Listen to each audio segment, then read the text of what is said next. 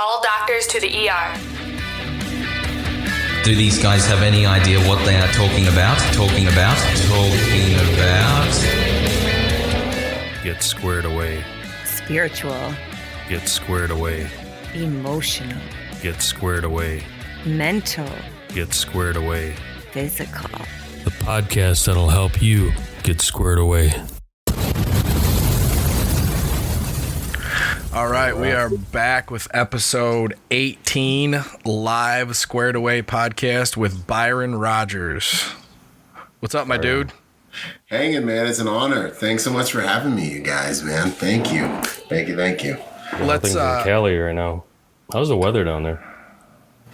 It's kind of hot, man. Well, no. It's awesome. It's like kind of perfect. It was hot last week. It was kind of miserable, and I was like, look, y'all need to figure this out. I'm not paying all these taxes. But it's back to just being chill. It's like 80 something out there right now. Come on, you got a corporation in the Dominican Republic or something that you run everything through anyways, right? You got no proof, bro. Exactly. Right? I'll never admit it. So, sure, Byron, I know you listened to a few of the Squared Away episodes. We'd like to start off with how we're getting squared away, but I think you're our first guest. We're going to kind of start off and introduce our audience to you and let you kind of tell us your history. Tell us the story of the Reader's Digest version of the story of Byron Rodgers. Yeah, man. No, it's an honor, honestly. So I was born in the Bahamas. My parents split up. I spent half my time in Nassau, Bahamas, and half my time in Washington State. So I learned how to swim. I was spearfishing as a young man. So, that's like a superpower for African Americans. I didn't know that black people didn't like water until I got to the Marine Corps. And like all my homies were drowning. And I was like, for real, guys? You're killing me. So, I grew up in Washington State. In the Bahamas, bouncing back and forth, and I went to the Marine Corps, infantry 0351, so assaultman with 3-1 Lima Company over there. Popped over to Iraq twice. Was getting out of the Marine Corps, and I was like, man, what am I gonna do with my life? Then, by the grace of God, literally ended up running into the right place, right time, right relationships. Got pulled into executive protection at age 21, and the rest is history. We hit over 60 countries my first year. I did that on repeat with that client for 7 years, and then went down to Florida, tried to start my own company, rebuilt my books down there, and then eventually came back up to Cali, re-penetrated the industry, rebuilt my stuff up here. So now I have a boutique private security company in Southern California, and I also run a training company for civilians, the Protector Nation, where the ethos is simply helping good people become more dangerous, making the world a safer place by helping good people become more dangerous. We organize these huge events, bring in a bunch of, the other instructors at the top of the game. And we have like these immersive 72-hour events and things like that. I've got an executive protection school called Training Day through the League of Executive Protection Specialists. That's another company that I have. I've written a book called Finding Meaning After the Military. It's all about transition from the military into life. I've got a master's degree in psychology, in the counseling psychology, and a minor in forensic psychology. That's the VA trying to get me to do my appointment on Friday. Yeah, man, I think for the most part, that's it. Those are the main things, but I'm up to a lot of things. That's a hell of a repertoire. Well, thank you. I've just been busy, man. I realized really early that I'm not that smart, so I better work really hard. That's the cheat code, man. That's an awesome attitude to have, because people that are smart and don't figure that out really don't go as far as the people that figure it out early and figure out how to work. It's sad, dude. Like, talent will take you pretty far, man, but skill, I think Will Smith was the first one that said it. He was on fire, man. But skill comes from banging on your craft, and that's what separates the men from the boys once you get into that second quarter, once you get down range, man. So that's kind of where I pull ahead, just hard work and being dumb enough to try whatever comes to mind. Where do you think you got that from? What are your parents like? Oh, 100%. Like my dad, man. He's a serial entrepreneur. When I was young, he was in a magazine that said he was one of the most successful entrepreneurs in the Bahamas. But my father, Wow. being who he is, he got shot at point blank range with a shotgun, survived. He's a hard man. He's a hard man. Like I might still have to shoot him. Like, I don't know if I like, you know what I mean? Like it's tough. I'm just saying, so, but he's a hard man. I love my father, but he has that work ethic. I'd go visit him and I'd see him maybe 1 or 2 days all summer, but the rest of the time he's up early in the morning, staying up late at night, working on his computer, working on his businesses, had one of the biggest private security companies in the Bahamas, named Maximum Security. So I think some of that software got downloaded watching him. And then genetically, it's just like, it's crazy. We're a lot alike, when we have conversations, he's like preaching to me what I preach to, my wife and stuff like that. So it's crazy. I think that's where I got a lot of it, man. You mentioned wife. Go straight into executive production right out of, drawing with crayons. Yeah, dude, eating crayons and stuff. Yeah. I honestly, it was the grace of God, man. It was kind of a miracle. It's like starting at the NFL, so like, I was getting out of the Marine Corps and I was like, praying because I'm a Christian, and I was like, Father, what am I going to do with my life? And, I can hold a gun, so maybe I'll be a cop or I'll go and be a contractor. We've taken over some cities and stuff. So, and I just heard that voice that was like, go to this bar, you're going to become a bodyguard, you're going to travel the world. So I went, I did it. I was actually bussing some tables trying to be a good dude cred, something I talk about a lot. Help you go far in life, man. And a guy was just like, hey, have this guy do it. And I was like, hey, what's up? And they were like, go get these 2 permits, give me a call back. Wait, he asked me, he's like, you're a Marine? I was like, yep. He's like, you're getting out? I'm like, yep. So you got combat experience? I'm like, yep. He's like, go get these 2 permits. I'll show you how to make a lot more money doing what you're doing.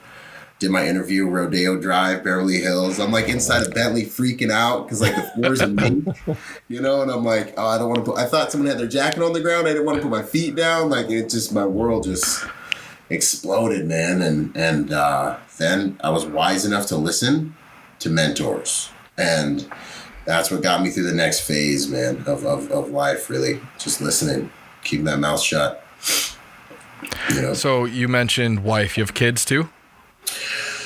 I do. I generally keep them off social media. No, that's totally get that. I'm curious how you balance that schedule with also raising a family. Yeah, so my work family life balance is insane. It's a very good question. I've had a number of students also ask me the same question, man. And really the formula I use is, managing expectations. So I met my wife while I was on the road 2 to 3 weeks per month. So she's just happy that I'm home now at night, and now that I own my business, I have much more mastery over my schedule. So that's part of it. The second thing is, she knows that my mission comes first, because my mission and the way that I serve the world and what we get back for me being good at that mission is what I use to provide for the family. So that's something that I don't move off of, and she respects that. That's just kind of there's no choice, it's kind of like, hey, you can respect that or you can mess up kind of what we have. The other thing that goes really far is I'm deliberate about spending time with her. I'm deliberate about as many things as I can. So I'm deliberate about my sleep schedule. I wake up at 4 a.m. I go to bed at 11. I sleep 5 hours. Arnold Schwarzenegger said, some people say you need 8 hours. You need 6. And if 6 isn't enough sleep faster is what he recommends. And the Marine Corps, they say you only need 4 hours. So, I go with 5. But when I'm with my family, I'm 100% with my family. I try to execute at least one date night a week. And when I'm there, I try to be 100% present. That's what I'm doing. And so it shows her that she's a priority. You know what I mean? And that is kind of how and then if I go on a trip, this one's huge too. This one's huge. If I do go on a trip or do go somewhere, I always try to bring something back for the family to show them I was thinking about it. So that's got me this far. I like that. I like that the making sure that you're spending the time, quality time while you're spending the time, not just useless time sitting next to each other, but actually involved and 100% present. Yeah. Another huge deliverable is counseling, man. I don't know everything, and maybe it's because I have a background in psychology that I can see the utility in having someone smarter than you dig around in your stuff and call you out on things, make you defend your ideas. You know what I'm saying? You and your significant other, you know, your wife or your husband, I highly suggest you go to counseling. Find a counselor that lines up with your values. Don't go to no weird counselors because this person's going to have some authority. You know what I'm saying? Yes. So make sure they line up with your values, and then go and have somebody who deals with this trash every single day. Your problems aren't a big deal to them. You know what I mean? Like, they're going to be like, it's a slow Tuesday. Like, you guys don't even have problems. Just need to learn how to communicate. Yeah. And learn some tools, man. That goes really far, man. And it, you know, if you can get the ego out of the way, it's huge. Ooh, the ego. That's a good point. You are very prevalent on your social media. How do you balance that with the ego? Yeah. So social media is a crazy thing, man. And I'm a man, I'll tell you a little bit more than I usually tell people. My number one value is freedom. You know what I'm saying? So everything I do is like a means to an end. You know what I'm saying? So I think some people get on social media to really like validate themselves, you know? And for me, it's not about that. My ethos is the world will compensate you in direct proportion to your contribution. So like, while I may not be the smartest, may not be the fastest, may not be the sexiest, like I'm dyslexic, it takes me forever to read things, I still spell bad. You probably see like typos in my posts and stuff. I hammer and I try to contribute at a very high velocity. You know, in order to bring honor to my God and have my life not be in vain, right? Because I had a near-death experience in Iraq and should have died a couple times. But also to make a huge contribution that cannot be ignored. And the payoff for that, the dividend, the real payoff isn't the money, it's the freedom. It's the ability to do what I want, when I want, with who I want, how I want, and live my life and to get out of the slave trade. You know, so for me, social media is a business. And there's a really huge intangible benefits to trying to live your life as an example that inspires others that I really, really, really, really dig, man. It's because I know where I come from and I know how like fat and chubby and stupid that I was when I started this journey. And I just want to inspire everyone, no matter where they're from, to see what one person can do if they really put their mind to unlocking their potential and living their best life. You know, so it's two prongs. It's one, it's a business. I'm prevalent on social media because I have systems and I have employees.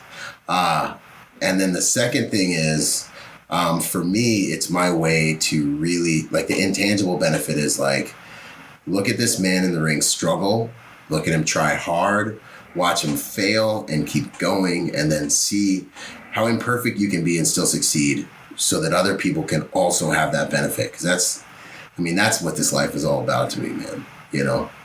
But to be more specific, you asked about the ego. I think the ego is really important.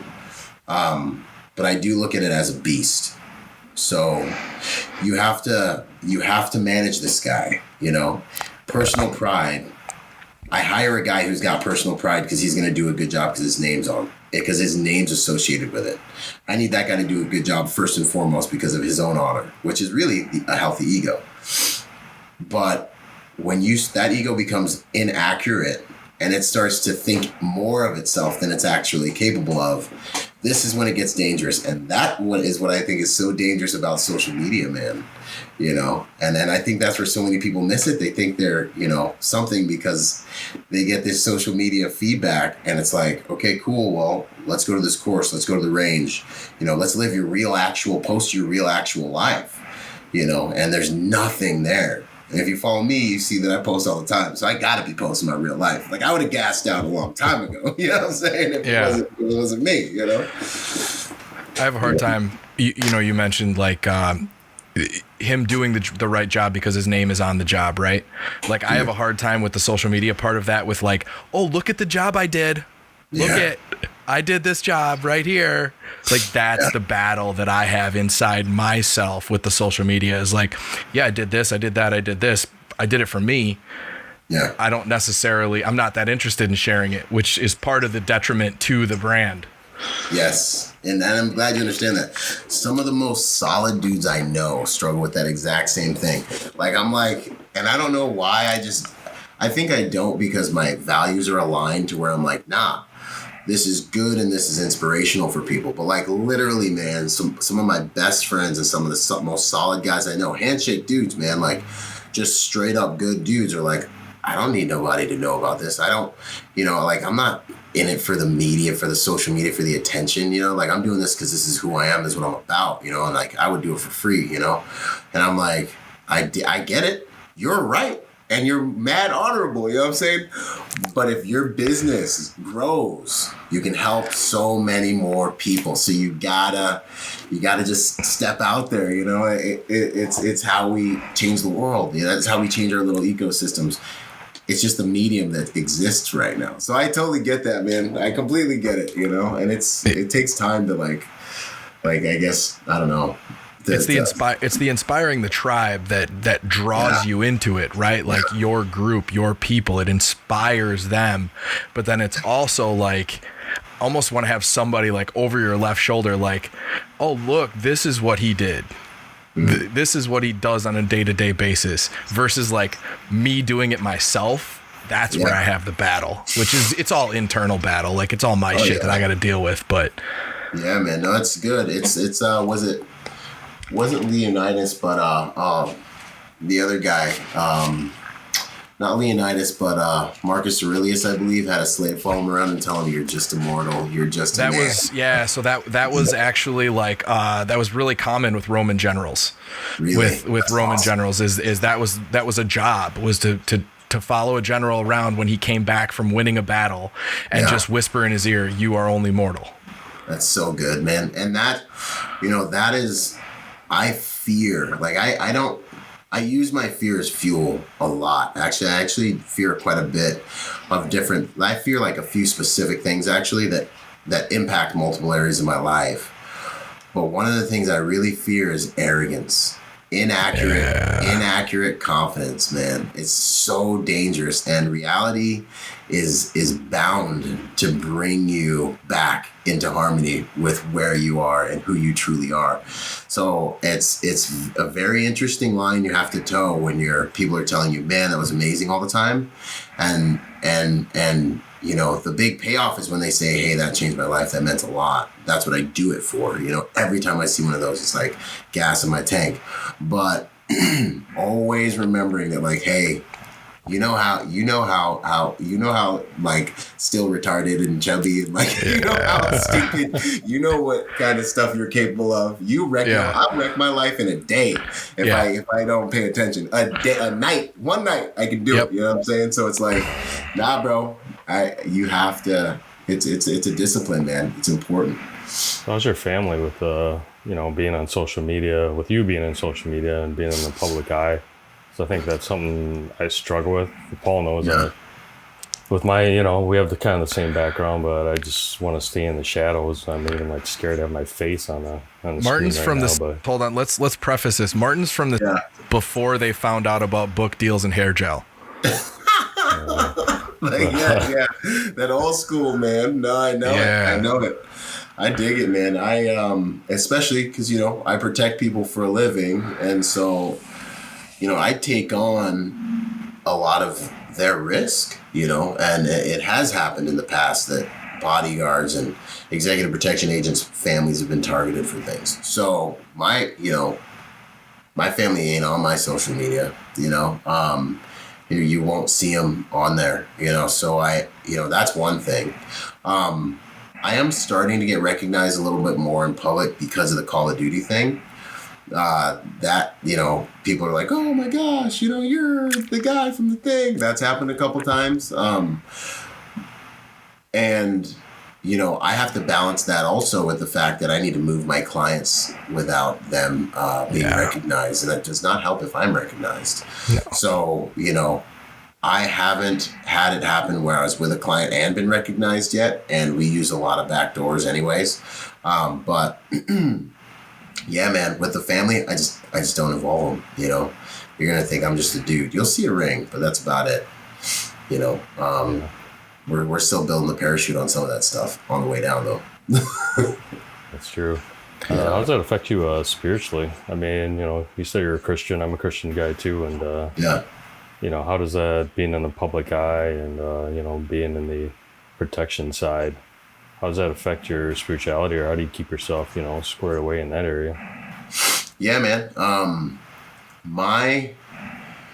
It's my, you know, my spirituality is all about a relationship, right? Like, I have some tattoos that are all about my spirituality, and, I have the face of God here, and I have a, Chiro on my chest and things like that. So it's literally the only reason I'm alive.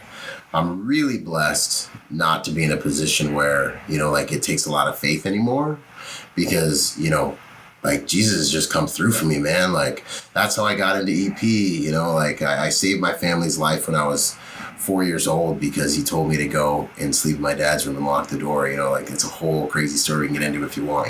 Iraq, same thing. Like, I was standing on top of 2 155s, and the Holy Spirit was like, hey, don't push that, pick it up. And I was about to push a pressure plate, that I was standing on top of. And I've had these experiences because I've always maintained a relationship, with my Father and with the Holy Spirit. And so I've worked so hard. When they say overnight success takes 10 years, like, that's been my story, man. I've worked so hard. I've been punched in the face so many times. I failed at like 9 businesses before getting to this point. I'm only even here because, the right people, like, by the grace of God, have been brought into my life. So it's like, by no means am I perfect. And he's been with me through all that imperfection. My dark times, getting out of the Marine Corps, it's all in my book, man. Like, wilding out, making 6 figures at 21, doing drugs all over the world, and he's always been faithful. And I understand it's more about the relationship. So, like, when I look at my life and I look at my brand, the major impact is that my brand and my success, it's all because I don't want this opportunity to live to be in vain that he gave me. It can't be in vain, man. I got hit by 60 some pounds of homemade explosives in Iraq and an IED. I died. I prayed. I got to come back. Like, so I can't let this be in vain. So all these brands, that I'm building and everything I'm doing are really just to show people how an imperfect man can do something awesome by the grace of God, And the beautiful thing about it is the more and more I am able to, like, mature into who he's called me to be and and live the way he has called me to be, the more blessed I am, which we get told in Sunday school. But, like, it just becomes realer and realer as you grow up, and you're like, oh my gosh, but, like, you got to go through your phase of thinking you know how to do it yourself, I guess. I don't know. So I'm in a beautiful place right now, and it's a genuine place that I've earned. So it's like, when you earn something, it can't really be taken away that easy. So it's, for now, that's it. I'm in a good season. There'll be challenges in like 10 minutes, I'm sure. If there's no challenges, it'd be boring, right? Yeah, there's no growth, man. What is I like that relationship, though. I mean, I totally agree. About the relationship. Because I'm too stupid to be religious. It's a relationship, man. So the religion separates you. The religion kills the relationship. You're worried about doing the right thing all the time, and it's like, I'm a human. I look at this experience like, hey, this is our godship. This is our chance at godship. He's got a blueprint. We're the master builder. Like, everyone over here praying and being like, oh, why does God allow bad things to happen? Yo, homie, I don't want to preach too much. I don't know how religious you guys get, but I guess if I'm just being myself, you can be yourself, man. You can do it. But, people are like, well, how could God allow these things to happen? I'm like, God has a plan, but what happens on earth happens because of our humanity. When God wants to get something done down here, he sends a man. He said, let man have dominion down here in Genesis. So, like, man, you can do whatever you want right now. God's not going to stop you. You know what I mean? So, when people are like, like get stuck in legalism from religion, or they want to blame God. I'm like, no, you need to look in the mirror, homeboy. And if good things are going to happen here, it's because the body of Christ, like the good people on the planet, actually do something. And that's why I'm all about helping good people become more dangerous with this brand, because good people need to be formidable. It's not enough just to be good, you know? So, you know, the reality of the relationship and the room it makes for your humanity is really, in my opinion, the only way to live life, man. And he's been with me in some of the darkest, spun out, crazy places that I've been, because I'm an intense guy, you know what I mean? So I'm gonna take it all the way with whatever I do, and I kind of have with a lot of things, you know. And it's been beautiful, man. Well, and that sort of intensity and extremism in all aspects also creates the man that you've become. So like if you were a, you know, got your psychology degree and were sitting behind a desk counseling couples, right? Like you wouldn't become this person you are because you wouldn't have the experiences that you've learned from and grown from. Yeah, man. And that's what that builds people. That builds people, you know, that gives people things to learn from and gives them things to lean on when they're in hard times. 100%. Like, you don't want to be a knight in shining armor because it means your metal hasn't been tested, you know what I mean? Yeah. But I think the difference in people, man, is that your perspective dictates your performance, man. Like, you get one guy goes through something and it's the end of the world and it's like they're dying. Another guy, you know, one person falls in a mud puddle, they're pissed off all day. The next person falls in a mud puddle, they got stain on their jeans, they laugh at it, they laugh at themselves, they get up, you know what I mean? They have a good day. And it's like, I think especially even in the veteran community, man, that perspective, you know, I go through what I went through, getting blown up and all the stuff that happens, you know, to me, and I'm like, nothing can kill me until God wants me to die. Like, I'm about to hammer, you know what I'm saying? Like, I wake up in the morning like, hey, guess what? I was in the Marine Corps and I'm not cold and wet, so guess what? This doesn't suck. I'm about to go as hard right now. Like, I remember what it was like when I was sleeping for 45 minutes, you know, broken up throughout the night, freezing, you know what I mean, eating hummus and dujudge and samoon with the hajis, getting dysentery and then eating it again just because it was like the only thing that was bomb. You know, I remember that, and I wake up every morning and I try to go as hard, like, it's war in my head. Like this is how I deal with PTSD. You know what I mean? Like, I try to go as hard right now, like as if I'm in war for the things I want in life, as I did when I was miserable as heck over there doing that other stuff, you know? And so for me, everything I went through there is like a slingshot. It's like fuel, you know? It's like, we're about to hammer, you know? And then for another guy, it's like, oh, well, that was so terrible. And I'm hurt. I'm like, I talk about perceptual empowerment. It's like, if you can change your perspective, you can change your performance, man.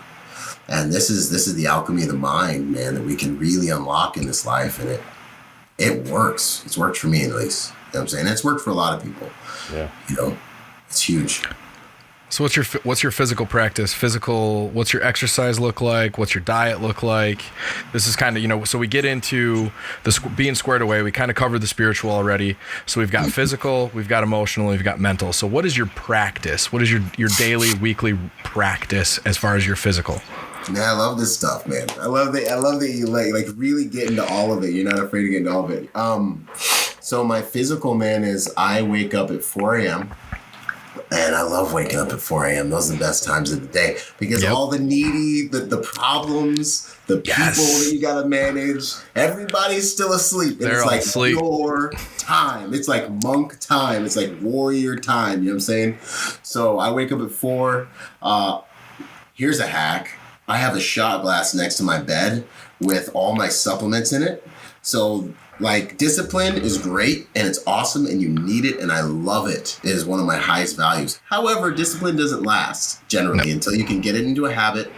You can see the results from the habit and then it takes on a life of its own. But it ain't the discipline then. It's the attraction and the value you found and it keeps you going.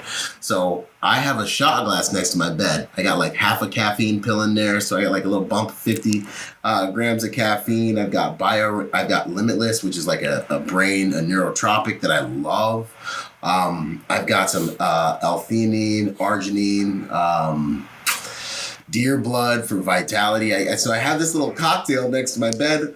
Boom, alarm goes off at 4. I roll over, I slam that. Boom, pound it with some water, and then all of a sudden I want to get up. Like I already hacked my biology, right? Yep.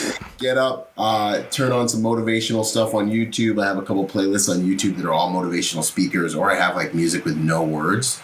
That just, it's like, imagine the soundtrack to like Last of the Mohicans and stuff like that. So I'm already like in the zone, like, and I can be as crazy and creepy and, like war as I want to be. Because ain't nobody up yet, right? As long as I don't wake up the family, I can do whatever the heck I want. And within, 30, 40 minutes, I'm in the car and I can kind of take my time. Boom, get down there. Green tea is the best pre-workout in the world. So I slam some green tea. I get my gallon all nice and filled up. I put apple cider vinegar in here and electrolytes, like low sugar, like no sugar electrolytes. Yeah. I don't eat until like 2 p.m., sometimes 12 o'clock if I'm hurting, if I didn't do my nutrition right the day before. I run, not keto because I'm not technical enough really, but I'm more paleo with intermittent fasting. So I try to eat around 2 o'clock. Sometimes it's 12, depending on if I did my nutrition right the day before I got enough fats, but I don't eat until before 12. Damn. And then I eat one more time for dinner. I get about a 2-hour workout in. I'm leaving the gym by 7. I'm at the gym right around 5. And I'm usually doing like a mix between like conventional weightlifting along with kettlebells, a lot of kettlebells. Sometimes I'll jog for 30 minutes on the treadmill, or I'll do sprints as well. But I like to keep my pull-ups up. I can still bang out 30 pull-ups, man. I'm kind of proud of that, you know what I'm saying? So I keep that stuff up. And that's really like, after that, when I get back home about 7, or I hit my gym, I have like a makeshift gym in the garage to survive the great, the pandemic, or the great convenience, whatever you want to call it. So I'm working out for at least an hour and a half, and that's 5 days a week if I can get away with it. Sometimes I'm down to 3 days a week if, the clients need me and things are happening. But that is my ideal foundation for my day, and I'm a morning workout dude because it unlocks so much energy and intensity. It's beautiful, and I like to go into life knowing how strong I am, like knowing, I know what I'm capable of. And arrogance is inaccurate confidence. You know what I'm saying? Confidence is knowing, like for a fact, it's calm for those reasons, So that's like my workout schedule, man. Yeah. Damn, you work out at 5 to 7 and don't eat until noon or 2? Yeah, man, that fasted workout game. No. Oh, I know. The hack is I have a gallon of water and apple cider vinegar that curbs your appetite and electrolytes, which I usually slam most of it in the gym, and then I refill it when I get home, and then I always worry about the lack of feeding the muscles after a workout, because I try to intermittent fast, but like I'm a morning workout guy too, so I sit there and I'm like, fuck, I gotta eat, like I can't not eat. So then I'm like, what do I eat? Do I eat from 7 until 2 and then just not eat with my family at night? Like that's not gonna work. No, man. I also have a thing for fasting. So every year I fast, and I've gone 15 days and I've gone 40 days before. 40 days on Master Cleanse, which is like water, apple cider vinegar, maple syrup, cayenne pepper. I fucking can't handle cayenne pepper after doing that damn thing. And lemon juice. And lemon juice. Yeah. I can't, dude. I can't handle cayenne pepper after that thing. It's the spicy lemonade, man. And I did that for 40 days. But you get superpowers, bro. By the end of the thing, you're like glowing in the dark. You can like read people's minds, like everything you wanted to do for your mind's so clear. You're like, food's a crutch for weak people. Man. No. So with that having been said, mastery over my flesh and over my physical body is really important to me. So when I get cravings and things like that, it's like I'm working out again. It's like I hear you, but we're gonna eat it this time. You know what I'm saying? And that pays dividends in every other area of life. To be able to, if you can control your biology, controlling this becomes easier, in my opinion. Do you know who Peter Attia is? Dr. Peter Attia? Man, I might know his face. So if you Google Peter Attia and fasting, he's a research scientist, and he has a program for fasting, which he does every year, that is a 10 or 15-day fast, but it also includes two different, they're prescription drugs, but they're prescription drugs for like something really random. But in scientific studies, they've been shown to increase cell apoptosis. So cell apoptosis is your bad cells getting killed and eaten by your good cells. Nice. And so it increases your cell apoptosis. So his theory is that once or twice a year, 10 to 15-day fast along with these drugs should kill any beginnings of cancer cells, which then they cannot reproduce.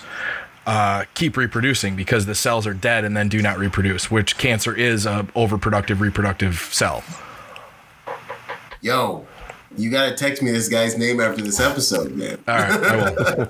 Well, and I'll Peter Attia. I'll see if I can find the drug too. That is amazing. I'm sure you got some connections in your world where you can get a script written. We make things happen. You know what I'm saying? We make things happen for people. That's what we do. So you're busy. What does your mental exercise look like? Yeah, man. So I've got a couple things that I do. The audiobook game, man, is strong. Yes. For me. Okay. Something else that I didn't mention is on the days that I am, going all the way back into the workout. Okay, I'm listening to a playlist that's on my YouTube channel called MotoVids. It's a compilation of motivational speakers and people that are all about self-help and CEOs and all these people that are solving high quality problems. And I've compiled this playlist, and it's like 600 or 700 videos at this point in time. So I put that thing on random while I'm in the gym, and I'm getting high quality information from people who have solved high quality problems. You show me, you want to know the measure of a man, you look at the measure of his problems. You know what I'm saying? So your perspective just starts to grow to where it's like you deal with these things that you're looking at and you're like, okay, it may have looked this big before you've been spending so much time with people who've solved problems way beyond that you start to like hammer through problems, man. Like in your life, if you want a higher quality life, you need to make higher quality decisions. How do you make higher quality decisions? You got to get higher quality information. Me, knowing that I'm not that smart, right? The hack is I keep on trying to learn. So while I'm working out, I'm listening to all of these different motivational speakers and people that have solved higher quality problems or an audiobook. If it's got to be really good though, because I got to be in the zone when I'm working out, and then when I get done there, I come and I hop in my UV sauna, and I'm also kind of in a meditative state while I'm working out. Like I'm thinking about things that I need to deal with. I'm like in this state where I'm chewing on all the different issues that I'm dealing with. It's not just all about physical growth. It's really a lot about spiritual growth and stress inoculation and strengthening my mind, will, and emotions. Then I come home. One of the best things I've purchased is a UV sauna for the house, man. So yeah, man, it is like $1,500, and I got a UV sauna in here. So I hop in there, especially when I work out at the house, because those workouts are a little bit shorter. I spend about 30 minutes in there, and whether I do that or not, I come up with 3 to 5 things I must get done today. Like drop dead time. This is the trash you need to get done today. Love everyone. Make them feel special. That's great. Before you go to sleep tonight, okay? You're going to get these 3 things done, or you're falling on your sword and you don't get to go to Valhalla. Like we're Marines, right? Like get this trash done. Like that's how I deal with myself. I'm harder on myself than I am on anyone else. And that's my love language. It's my dad's love language too. But like anyone who's been in the military, I think that's their love language. They at least get it, maybe. So thanks, babe. So, focus and perspective. So I'm going into the day with this like 3 to 5 things where I'm like, this is going to happen today. What that does is progress equals happiness. And you want to respect yourself at the end of the day. You look in the mirror and it doesn't even matter how big those things are, but it's like I have superimposed my will on this day in one way or another. And it gives you fulfillment. It gives me fulfillment, and it has many other people. So that's kind of the way I psychologically approach the day. And then I hammer until that trash is done. While I'm in my car, I'm not listening to music. I'm not in my feelings, like bobbing my head, singing to whoever. I'm always listening to audiobooks, bro. Yeah. Like I'm chewing on the audiobooks. I hate reading, but also at the same time, which I need to like probably get better at. It's probably good for my brain, and there's probably a lot of good stuff. Like I should probably get better at it. But with the amount of things I have going on, audiobooks seem to serve me the best. So I'm always hammering out audiobooks, man. And do you ever get somebody that tells you about a book you need to read and then you can't find the fucking audiobook and you're so mad?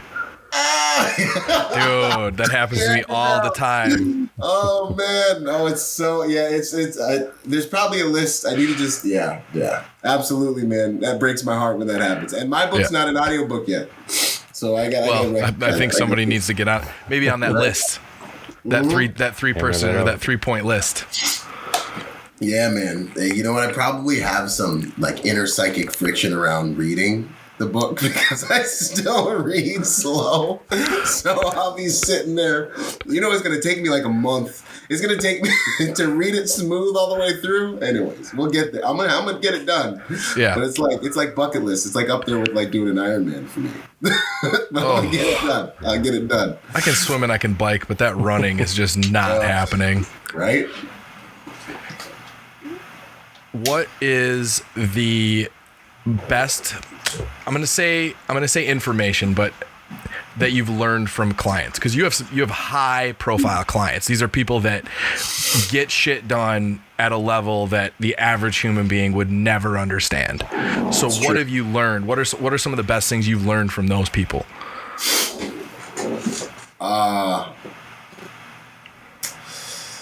I've seen people that are self-actualized, man. So like as you mature, if like authenticity is a muscle, and it's like when you really start to master it, you're like a lion, man. When you're able to be like Bruce Lee talks something about, he's like something about martial arts helps you to like express yourself. And it's like a muscle, and you have to work it so that when you want it, it's there. You know what I'm saying? And that's what I've seen in some people, to where it's like they are so authentic and congruent and honest with the external world and themselves. And this is like such a powerful and important thing. And it takes the normal human being a long time to do it. But man, it is a huge deliverable to bring into your life, because your happiness and all these different intangibles really start to come alive as you are creating and watching, your Frankenstein sit up and walk around the room and creating this whole world. And now, I've been able to kind of try and mirror that and go after that, to where I'm starting to get a piece of it. And I'm like, oh my gosh, so authenticity is your superpower, and it is a muscle, and you need to learn. If you really want to impact the world, man, in the way that you were sent here to do, and I believe everyone's got a seed, inside of them that can be a jungle, a forest, if they can cultivate that seed, man. And that's what life's about. But that's one of the hugest things. There's another huge thing, and I have the advantage of seeing it from like the top down, like being in the jet and then being like, yo, wow, this all came from that. That's crazy, And it's a journey. You can't see the end from the beginning. You just have to have the strength to start where you're at, and be faithful with a little, and not despise small beginnings, and just work your little angles until you have like more stuff, That's beautiful, man. The other one that comes to mind real quick is find your calling and then find your spouse. Find your path and then find your spouse, because if you find your calling after you find your spouse, and they're not like, I don't know, as mature enough, it takes a person that's very mature and confident and grounded and all these different things to be fine with the amount of time you're going to need to devote to what your heart is telling you need to do with your life. You might find yourself in a competition with your mission, your calling, and your spouse. That's a tough one for a lot of men to win. I've seen, there's two men inside of each man. I've seen a man that it can be a monster professionally. He can be a warrior that like we could all just would just inspire to be like, the man's done so much, but he's like a kitten when it comes to his female, you know? So there's two men inside of every man. I've seen that too. I'm like, this guy, I respect this guy, is like amazing. And then you see him with his female, he's like a kitten. And then she's stomping all over him. There's two men inside of every man. You need to learn how to master both realms, both empires. You know, and your family is your first enterprise, you know. So that there's a lot I could say about that, you know, and it takes a man to do that, you know, which is not always being the guy they like, you know what I'm saying? Sometimes it's being the man that says, hey, no, you can be mad at me if you want, but this is what we're going to do because this is what I believe is right, and I'm responsible for all of this, you know. And there's a conversation, I'll drop this one, and this is a conversation I've had. Look around you. Do you see this house? Do you see all of this? This has come out of me by the grace of God, you know, and following the path I believe I'm supposed to be on. And that's what we're doing here, you know. And so I take full responsibility for this. And that's why I got to make this decision, you know. So that's a whole thing. What else have I seen? I've seen that you can have everything and feel like you have nothing, you know, if your family's not intact. And I've had billionaires look at me. Yeah, man, balance. I've had billionaires look at me and be like, how is this little, like, dude happy? And I have everything. And this little guy with his computer is sitting on my jet. Like just sitting there doing my schoolwork. And they're just like, they looking at me like, almost like I hate you, but I love you, you know? So those are some things for sure that I've seen, man, that have been really impactful. Well, and I'm good on time. I know my answers are long. I apologize. No. That's what this is about. This is a conversation. It's not. I mean, we could call it an interview, but it's a conversation. We really like to give as much to our listeners as takeaways, because let's face it. Like that's why you read an audiobook or listen to an audiobook. That's why you listen to a podcast, because it gives you value. And some of them are entertaining, but me and Martin just aren't that entertaining, right? Like we crack some good jokes, but we really try to give as much value for that hour and 20 minutes of listening as we can. Yeah, good, man. I'm good on time, so solid. What is the absolute best purchase that you've made under $300 in the past year? Like the most useful. One last one came to me really quick about the clients. Yeah. A lot of them might be really good at one thing, but they're not really smarter than you. Like a lot of them just like they're in a lot of times I've been sitting there like, how am I working for you? And you know what I mean? Like I've experienced it a lot. I've been like, for real?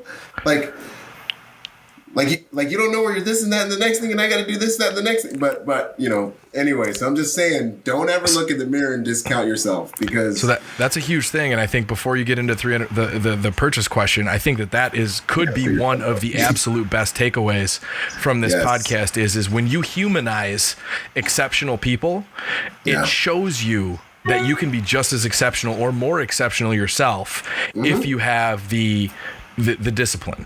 Yeah. But humanizing exceptional people, like we put people, especially successful business people and celebrities and shit, we put on a pedestal in our society, and they're just human beings. They're just as valuable. Politicians, more valuable. Right? Like power, anybody that wants that job shouldn't have that job. Yeah, basically. That's exactly, man. Exactly. Yeah, man. That's one that I've definitely, and honestly, it's been even kind of inspirational for me, you know, because I sometimes sit there and I'm like, I gotta figure this out, man. Yeah. You shouldn't. Yeah, if you can do it, I can do it. I'm finna do it, you know. So most useful purchase under $300. Right, I'm like looking around. I know. No, you guys. There's something that you know that you've purchased that's like, holy shit, I use this every day. I don't even think about it. Well, my cell phone was more than $300. I'd say it's like gear that to be completely honest with you, man, my it's just so like not sexy, but like, yo, I love my shockwaves, bro. Yeah. Every So I day, think man, I rock these bad boys. Aftershocks. You know what I'm saying? They don't go in your ear, so you have total hearing. You have hearing. I saw a guy in the gym rocking them. I was like, yo, what you got there, bro? For EP, they're perfect because, I can hear the client when they're in the car, when I'm driving them and they're like talking about whatever they're talking about. And I can still hear directions if I need to hear directions. I can still hear comms if my guys, we're running Zello or something. These work for EP. They work for everyday life. They're so light that I forget they're on my head. I can hop in the shower and listen to stuff. They're waterproof. So in terms of like mad value, under $300, I'd say these were probably like $60, $70. Get them at Best Buy so you can return them if something happens and get a new pair. So is that part of your EDC kit then? Sure. What's your EDC? My EDC. Other than your wallet. Right?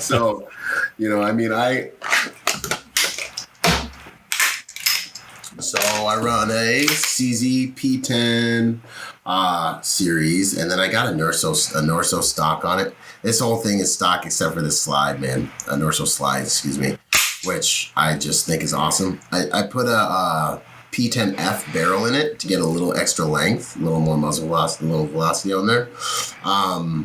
SRO Trigicon optic. I've ran a lot of optics. I do competitive shooting, so I've ran a lot of optics. And I shoot, close to 500 rounds a month, 800 rounds a month, depending on how we get down. Surefire XC1 light on there. It's not like the most powerful light, but like for inside or whatever, I can light up whatever I need to. So that's my everyday carry gun. And I always have a Surefire.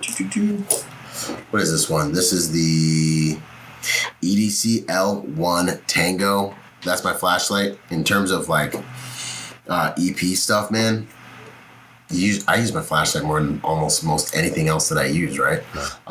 So I always have my flashlight. I usually throw it in my belt right next to my gat. I've tried a lot of knives. I've been to some knife fighting courses and stuff like that.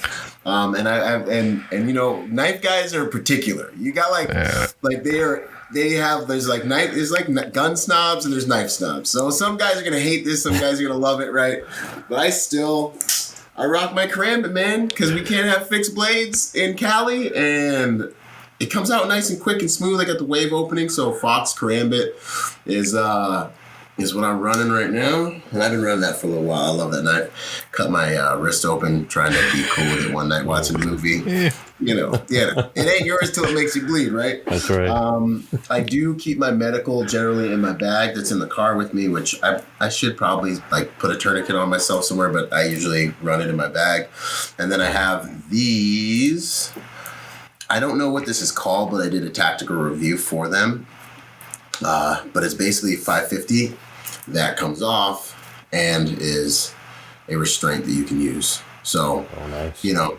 Veterans are wearing 550 every single day. So it kind of comes with like an alibi, like, oh yeah, he's probably a veteran, or just, some cool bracelet. I wear some like little bracelets. I make my own bracelets. That's a whole other weird thing I'm into.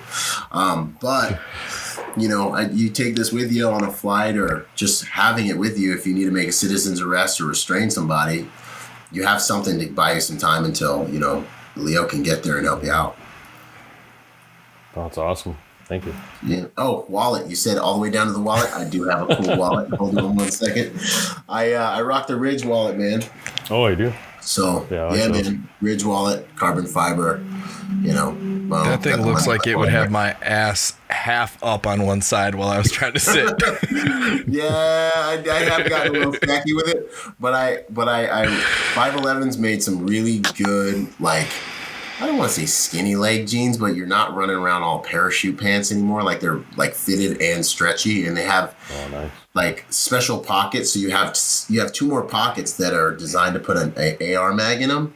So my wallet's not anymore under my butt. It's either in that side pocket, or right now I'm wearing some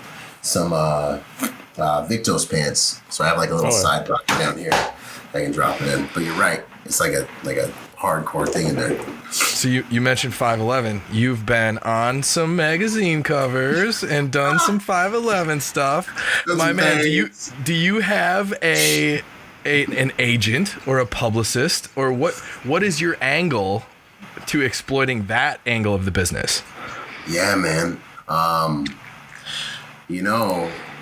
now looking at the publicist manager route because, like the Call of Duty thing, the 511 thing, a whole bunch of stuff with Tat Gas and like Black Rifle Coffee, all these things are happening. And honestly, dude, it's been the grace of God and good dude cred, man. And I know that answer sucks forever, but it's just been, It's been organic is what you're saying. It's been ultra organic, man. It's just been like, prominent dude hit me up and was like, hey, bro, we need another dude for this Call of Duty shoot. You down? I'm like, yeah, I'm down.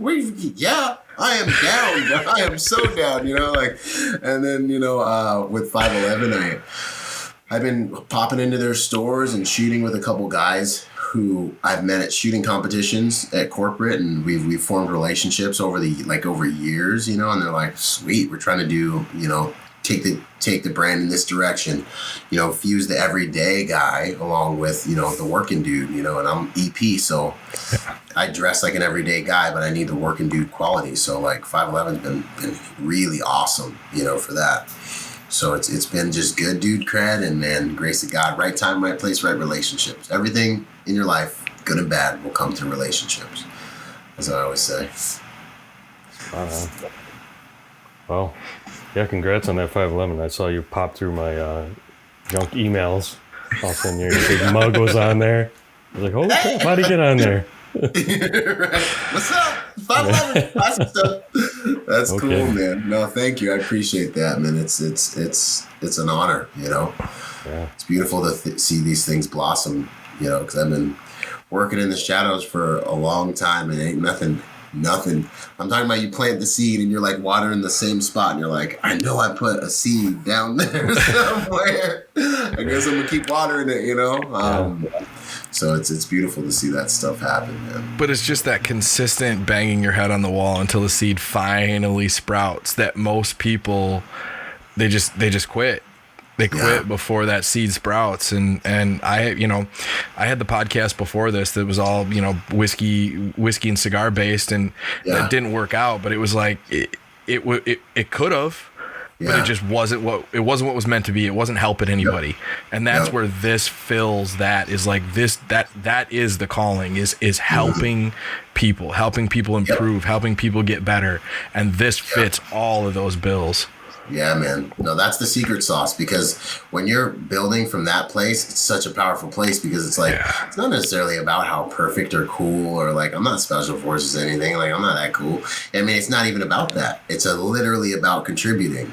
And so like, you can sit here and be you and make these awesome contributions, have these amazing conversations, and literally help people. And that's what really causes the growth, man. And then it takes maturity for us to get that, you know what I mean? Because I started out just wanting freedom. I started out just being like, look, I ain't gonna die not even having had enough freedom to live my own life. I'm a grown man. I survived Iraq. I need my freedom, man. Like, and then after a while, as I kind of became purified by the struggle of making something happen, that's when I kind of just was like, well, it's like, look in your hands. What do you have in your hands? Because at first I didn't want to talk about EP. I wanted to build something on something else, and so I started all these different businesses, and I was like, no, look in your hands. What have I given you in your hands? And that's when I realized, like, well, I've been doing EP for a decade. I've been doing it since it's the only job I've had as an adult other than the Marine Corps.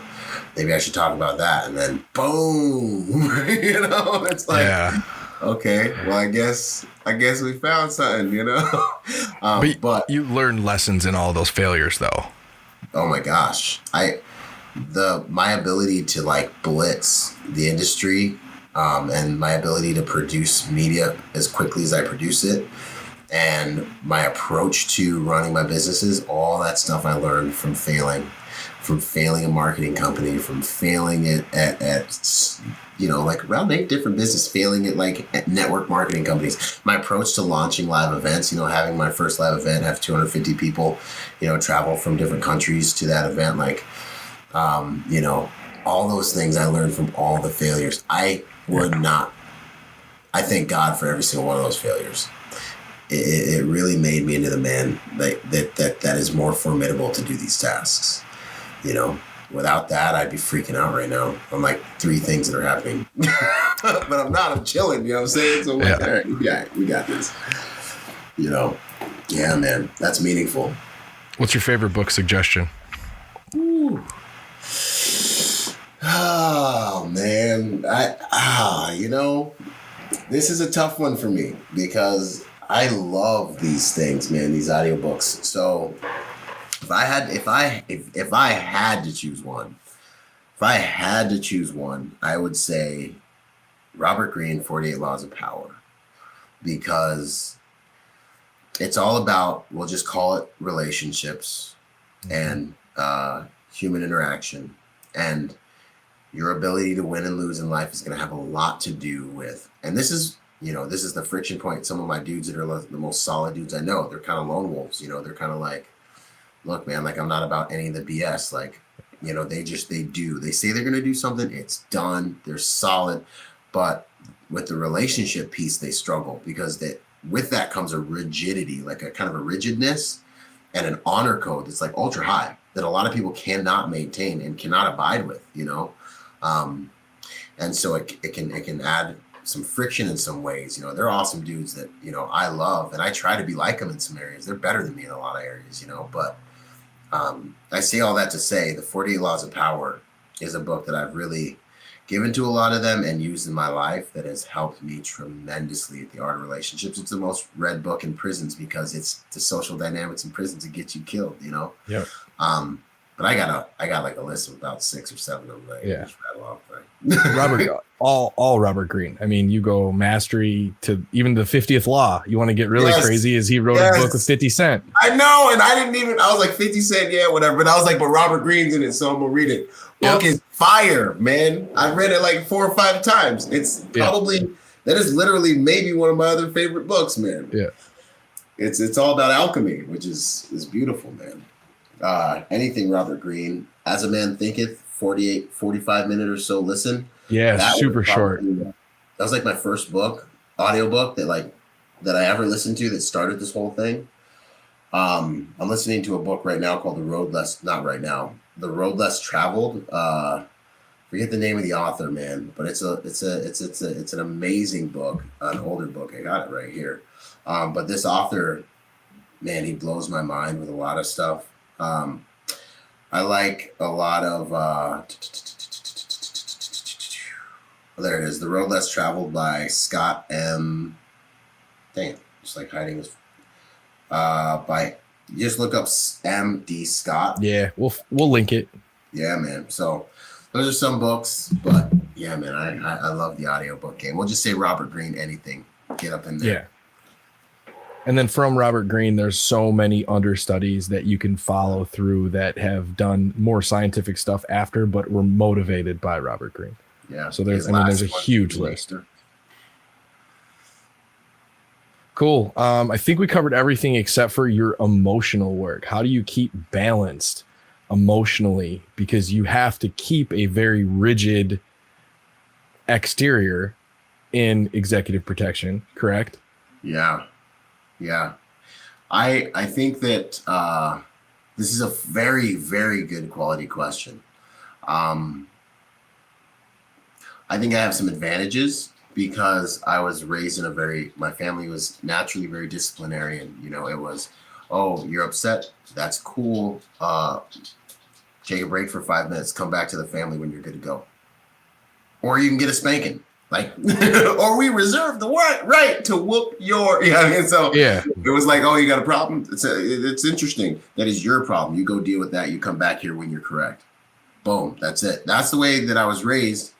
So I learned, I would get a spanking and then I would have to give my mom a hug afterwards. You know what I'm saying? So like I had, and then she'd be doing all that. This is harder on me than it is on you. And I'm like, lady. And my mom gave me the worst whoopings. My dad gave me a couple, like maybe 3 total. My mom stayed whooping my butt. You know what I'm saying? So I had to learn emotion. I had to learn how to come correct. Like if I was angry or wanted something, I better ask correctly, So I had to learn emotional intelligence as a young man. Emotional intelligence, you can have all the IQ in the world, man, and it'll get you somewhere. But if you do not have the emotional intelligence, that's really what separates the men from the boys. You know, you'll get to a level where you're like, okay, so we're all this smart.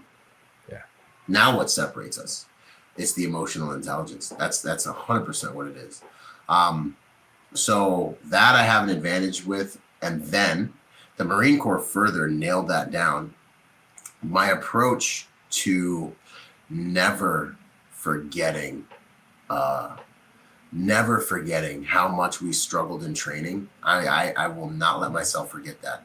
Never forgetting how miserable I was when we go 2-3 weeks out in the field and, you know, have to deal with all the tingle, the prickly heat and the chafing and the being ready to kill someone just to have a hamburger at McDonald's. I swear, you know what I mean? Like, I would kill for a hamburger right now, you know, like I never let myself forget that. And so, you know, I remember, I know what hard is. I know what suffering really is. I know what being cold and wet all night, and you guys do too, and praying to God all night, be like, Jesus, please help me. And like, just praying all night and freezing, and he never comes. You know what I mean? Like, I know what that is. You know what I mean? And so, but you know, he never gives you more than you can handle. You just ain't got no idea how much you can handle, you know? So half of life is learning what you can handle. So I'm always keeping that in my mind, you know? And if no one's bleeding and, you know, no one's shooting at us, then there's no reason for me to lose my cool. And if those things were happening, I better not lose my freaking cool, you know? And that's the way I talk to myself, you know? And I had an experience when I got out of the Marine Corps, and I was kind of feeling bad for myself, and I was like so upset, and I was really upset. And my ex, she was like, I remember being like, just moaning about everything, dude. And she goes, you know what I think? And I'm like, what's up? She's like, I think a former version of yourself would think you're acting like a little bee right now. And I was like, yeah, that hurt. And I just remember being like, you know what? Oh, it hurt so good because she was right. And from that day on, I was just like, don't forget who you are, dude. Don't forget where you come from. Don't forget. Let freaking, you know, Lance Corporal Rodgers see you talking like this right now and acting like this right now when you were 21 and perfect, you know, when you were like 19 and perfect. And what would he think right now listening to you, you know? So those are some things. And if I get upset, I catch myself, I stop, and I'm still until I've thought about how to react. And my brain goes into overhaul if I get upset. I completely ignore my emotions. And I got challenged in my psychology class, my master's class. My teachers were like, well, they like didn't like that I wasn't buying into their emotionalism. So I had to explain this. And I was like, if I get upset, I shut down my emotions because I know that I'm stupid when I'm emotional. I come up with a plan. I come up with a plan of action. And then as I execute on that plan and as I figure that out, I check back in with my emotions. Progress equals happiness. And that's when I'm like, okay, we're making progress. And then I check back in with my emotions. I know my emotions, but my emotions are like misbehaving children. I do not let them control me. You know? That's awesome. I love right away when you said your mom made you hug her after you got your ass whipped. Yeah, dude. No. But I love that because of what that shows that a discipline is you're disciplining an action, not a human being. I'm not disciplining you because of who you are. I'm disciplining you because I'm disciplining your action, and I still love you. I love you. And that's an amazing thing to teach a young human, because we don't even teach that to grown-up humans. Half the people that are incarcerated think that they're incarcerated because of themselves, not because of the illegal actions that they committed. Right. 100%. And I have spent a lot of time in this life trying to help subordinates understand, employees understand, people in relationships understand that, look, you are not your results. Like, these results came from you, but what we're doing here is a relationship. I'm here to bring the best out in you. And I love you. I understand your humanity. You know what I'm saying? Like, I love you in your imperfection, in your humanity. The same way God loves me, you know? And so this correction, this constructive criticism, or even this discipline and these consequences are coming as a result of your action, which isn't the sum total of who you are or my perspective on you. but you will have to work to be who I know you, who I hired you, or who I know, or who I even, married you or became friends with you, to bring that out. And that's what I'm doing with myself. We're on this journey together. So that what you said is money, dude. That's 100% right. I got one more for you, and this one's a little. Yeah, so we preach personal responsibility, the philosophy of Yes. personal responsibility across the board. Doesn't matter if you started at home base or you started at third base. The first step is taking the right foot, putting it in front of the left foot, and improving. Right? You are a successful, well-spoken, conservative, from what I pick up, African American man. Yeah. What can we do To try to inspire that in the youth in the minority communities today? That's a great question. Because they're not going to look at me. I'm not going to inspire them. Exactly, and that's the jump off of the answer. I almost burned Instagram to the ground this morning because of something like that. I don't know if you saw. I posted something about this morning, kind of on this topic this morning, because one of the, I'd say, most painful things that I deal with now is that, I am a Black guy who, has been able to create something, like you said. And now that I want to turn around and inspire, and this has happened my entire life, but now it's even more annoying, that I want to turn around and inspire, all the other Black people that are coming up and show them, like, look at me, look at what you can do being imperfect and doing your best, and by the grace of God, I want to show them, like, I want to inspire them. And then all of a sudden, I'm not Black enough. Really?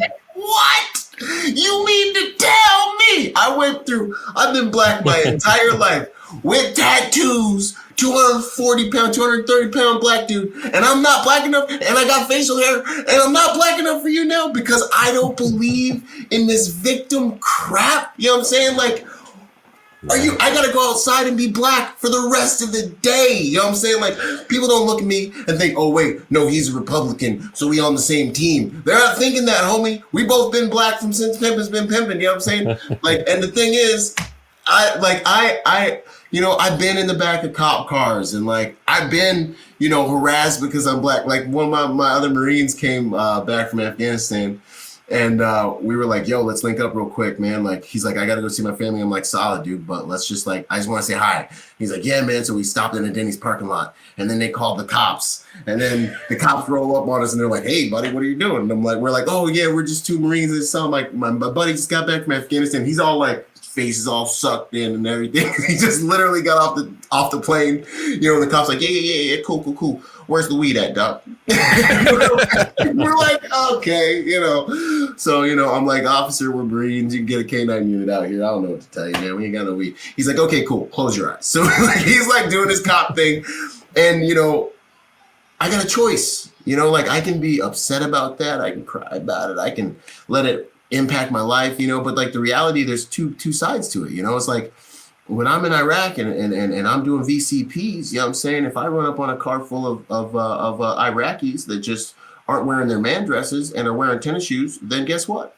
If it walks like a duck and it cracks like a duck, maybe it's a duck, and I want to go home. So I'm gonna treat them probably maybe like they're mooj. Like, I'm gonna pay attention, homie. I'm gonna pay attention. So there's the one side that's like, I get a bunch of crap on social media because they're like, well, how come all of your violent videos have Black people in them? I'm like, homie, I don't see color. I'm just posting tactical protection reviews to help people understand. And you know what? It looks like we need to stop committing a disproportionate amount of crime then, because, homie, like, these are the videos. You can say that. We can't say that. I know, right? I can't say that. You know what I'm saying? This is what's happening. Like, I know no one believes FBI crime statistics, but they're the FBI crime statistics, man. Like, so I believe if there is like a huge thing that's been done to the African American community, to the Black community, I don't even like calling it African American community because there's a lot about it that has really nothing to do with African and everything to do with hip hop, which I believe is probably the most corrosive thing that has been injected into our society, has been injected into our values and into our culture. Like the funding of these freaking guys, they took the dregs of our society, they put them up on a pedestal, they gave them everything that people wanted, that were experiencing that huge economic divide, that were experiencing the have-nots, were watching these people on a pedestal, and they reconstructed our culture and our values. Okay, whoever funded that was messed up. And there wasn't a white rapper until I was in middle school. You know what I'm saying? So you can go ahead and be mad about that. But what I always say when I have like some of the old heads pull me aside and they're like, hey man, you're like, do you not know the history of the black man in America? You know, and all the horrible things that have happened to us. You know, like you don't seem like, you know, you seem like you're an Uncle Tom or like, you know, all this other stuff. And I'm like, and they do. They call me an Uncle Tom. They say I'm a victim of racism that doesn't realize I'm a victim of racism. And this is going to answer your question. And I'm like, no, man, I'm like half an immigrant that was raised in a lower middle class home that came from a third world country, that joined the Marine Corps infantry, survived it, and then became an entrepreneur, and then failed for a long time, and then finally has carved out something. Like, if a black man came and sat in my office, if a young buck came and sat in my office and he said to me, you know, I'm gonna be black for my whole life, what is your advice? I'm not gonna start pulling up information about Jim Crow and all the atrocities that have happened to black people and that have happened to every race all around the world, okay? All right? I'm not gonna start doing that. What I'm gonna tell him is, look, homie, everyone on this planet has things they have to overcome. Your problems will be as big as you make them. You have one responsibility. Do the best you can with what you have every single day, no matter how anyone treats you. How they treat you is their business. How you react is your business. White dudes are getting shots popped at them now more than any other culture in the damn country. You know what I'm saying? Being black, sometimes it's an advantage. I can tell you I have won and been moved forward so many times because I'm black and competent, especially. You know, I've had so many opportunities, especially in corporate environments, where they're like, put Byron in the front. Like, we won't look racist. That'll be tight. And he's actually good at it. Like, so there's actually a thing called black privilege that I'm killing the game with right now. So I would tell, how do you guys inspire it? The real tragedy is that they've developed a protection strategy within what I believe is the mental plantation into that whole argument that says a white man can't speak on black issues. It's the biggest tragedy in the world, because I have a lot of white friends that grew up in the hood that their experience is more hood than black people that grew up in the hood, because they were a white person growing up in the hood and they got beat up every single day for it. You know what I'm saying? So with all of that having been said, we all need people inside that community, I think, to really rise up and start just telling the truth. And I am seeing it happen. I am seeing more and more people, like when I post something that's countercultural, it's like, you can be anything you want to be. You're not limited just because you're black. You know, I for sure get attacked by black people, but I also